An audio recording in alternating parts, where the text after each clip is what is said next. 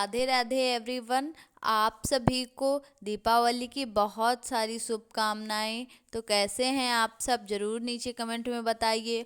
और आज मैं आपको बताऊंगी कि दिवाली की चौकी कैसे लगाएं। गांव में, शहर में बहुत सारा मतलब सामान होता, गांव में थोड़ा ही सामान होता, तो कैसे चौकी लगाएं।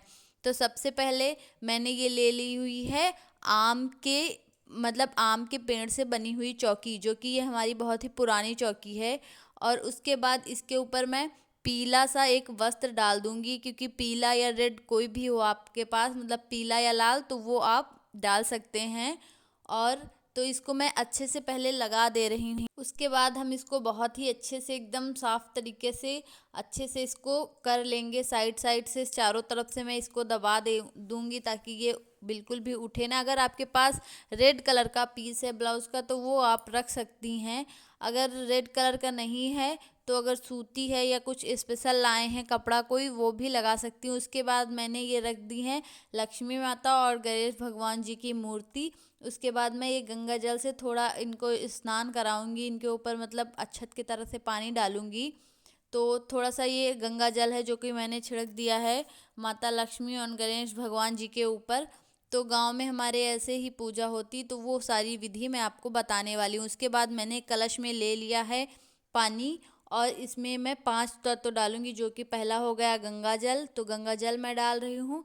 दूसरा हमारा है चावल, जो कि अक्षत के रूप में चावल पड़ते हैं, चावल हमने डाल दिया। फिर तीसरी हमारी हो गई है हल्दी। फिर चौथी हमारी हो गई है हल्दी। और उसके बाद एक पांचवा फूल हो गया है। और सारा सामान हमने कलश में डाल के रख दिया साइड में। उसके बाद मैं थोड़े से अक्षत लेके गणेश भगवान जी के नीचे लगाऊंगी। और उसके बाद हम लगाएंगे थोड़े से चावल लेके लक्ष्मी माता जी के मतलब नीचे डालेंगे। तो ये लक्ष्मी माता हमारी अन्न धन की कुबेर माता होती हैं। तो फिर इनके नीचे भी थोड़े से चावल अन्न धन के रख देंगे। और ये इतना करने के बाद हम लक्ष्मी गणेश जी विराजमान करने के बाद एक कटोरी में थोड़े से चावल लेंगे, जो कि और फिर कलश के पत्ते, जो कि आम के पत्ते, इसमें 5 या 7 पत्ते होते हैं, तो ये मैं रखूँगी। और उसके बाद ये जो थोड़े से चावल हैं वो मैंने कलश के ऊपर रख दिए हैं। उसके बाद कलश के पत्तों को मैं सिंदूर से टीका कर रही हूँ, जो कि हमारे यहाँ टीका होता है। और फिर मैं कलश को भी 5 या 7 बार टीका लगाऊंगी, जितनी बार आपसे हो सके उतनी बार, 5 या 7, 11, 21, जितनी बार हो सके उतनी बार लगाइए।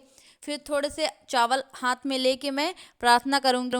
तो हाथ में सबसे पहले हम चावल लेके माँ लक्ष्मी से संकल्प करेंगे, माँ आज मैं आपका पूजन कर रही हूँ, आप मेरे घर में विराजमान हो, मेरे घर में अन्न धन की वर्षा करें। तो लक्ष्मी माता मैं आपसे प्रार्थना कर रही हूँ, अगर कोई क्षमा याचना हो गई हो तो मुझे माफ़ करें। और उसके बाद हम थोड़ा सा अक्षत लेके माता लक्ष्मी और गणेश भगवान को अक्षत करेंगे। उसके बाद थोड़े से चावल लेके मैं बनाऊंगी स्वास्तिक का निशान, जो कि हमारे लिए बहुत ही शुभ होता है और ये हर शुभ कार्य में बनाया जाता है। तो मैं स्वास्तिक का निशान बना लूँगी, काफ़ी अच्छे से बनाया जाता, ताकि इधर उधर बिल्कुल भी चावल ना निकले रहें। ये हमारे घर के लिए बहुत ही शुभ माना जाता है।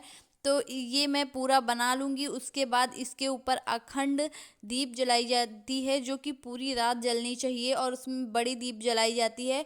तो मैं ये पूरा बनाने के बाद इस पे मैं रखूँगी। और मुझे कुछ समझ में नहीं आ रहा था, तो इसीलिए ये बताने आ गए बीच में कि ऐसे नहीं, ऐसे ऐसे बनाओ।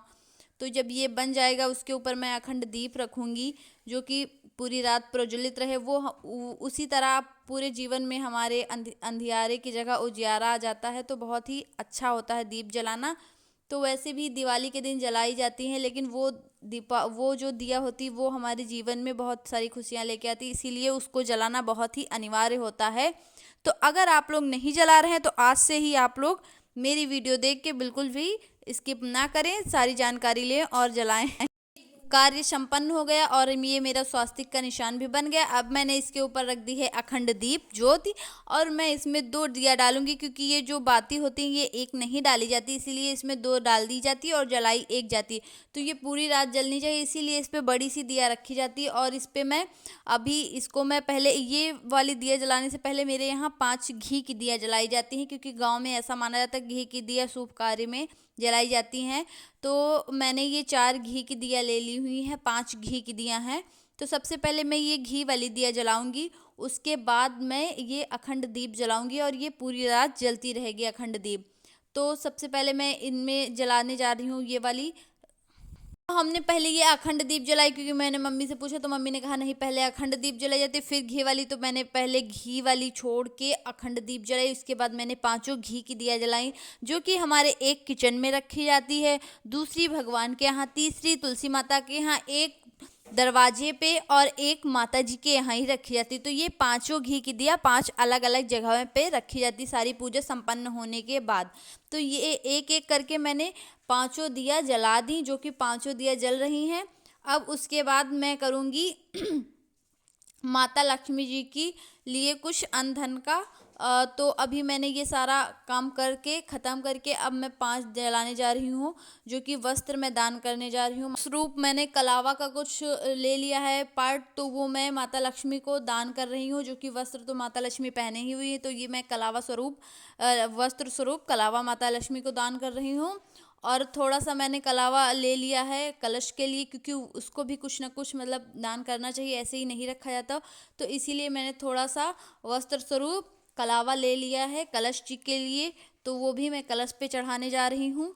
और उसके बाद गणेश भगवान जी को वस्त्र जनेऊ स्वरूप वस्त्र दान करते हैं, और ये गणेश जी के वस्त्र दान हो गए। उसके बाद माँ गौरी को एक चुनरी बहुत ही प्यारी सी, जो कि मैंने अपने हाथ से बनाई थी, तो वो चुनरी मैं दान करती हूँ, क्योंकि मैं हमेशा माता गणेश जी और लक्ष्मी भगवान को अपने हाथ से बनाए ही कपड़े पहनाती हूँ। उसके बाद मैंने सबसे पहले की रोली, जो कि गणेश भगवान और लक्ष्मी माता को सबको लगाई, और उसके बाद मैंने लक्ष्मी माता को भी हल्दी और चंदन दोनों चीज़ लगा दिया सारा।